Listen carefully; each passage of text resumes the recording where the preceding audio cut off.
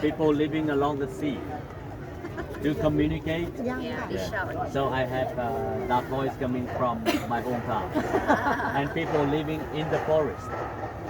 Same, yeah. So they need to shout. Yeah. Okay. I need to go back. I need to bring you back to 14th century. Yeah. It's much older than your country, so back to 14th century. This is right in the middle of the country, and two next provinces to the north.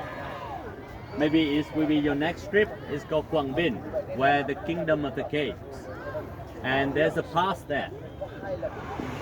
It was the border between Viet from there to the north, and from here down to the south along the coast, mainly belong to Champa, Champa. They were Hinduism civilization from India, and they even come earlier than people in Angkor Wat. They have their own temple, and still some relics around the country. Yeah. So what happened in 14th century? Viet people moving down, and Cham, there was a wedding between an old Cham king, and he wanted to get married with the Vietnamese princess.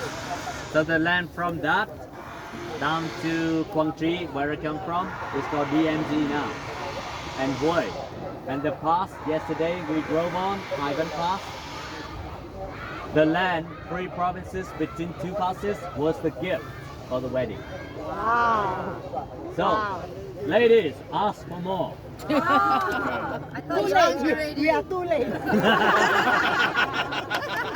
Too late. Okay. I think she has shaped her life now. It's good. The ladies. You have any daughter? I have one. We have one now. Can you wait? I know what to do. Can you wait? Wait long no. Mother-in-law. And then what was next?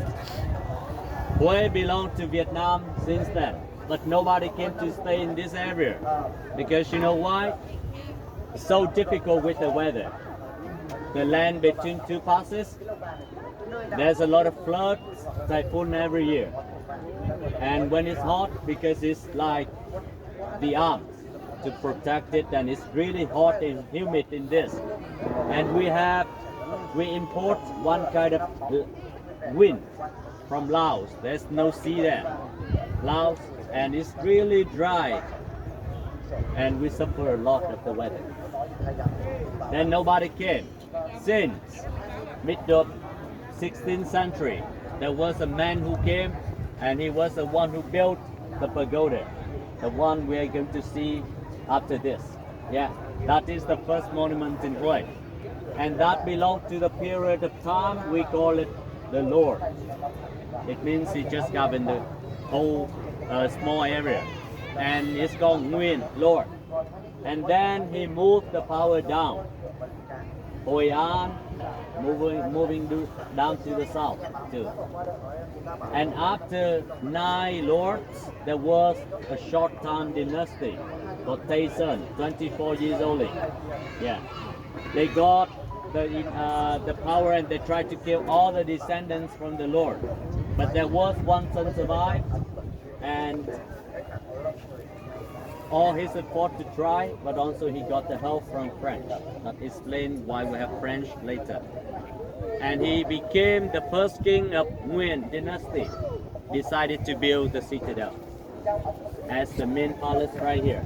Yeah, and it took 29 years from 1804 to 1833 to having 520 hectares of the citadel built with 3 functions, and last down to 1945. So total there were 13 kings. So basically 9 lords, 13 kings were a family, but separated in 24 years, and it ended in 1945. This place witnessed the moment of the last king. He gave the power to Ho Chi Minh government, and it ended. Yeah.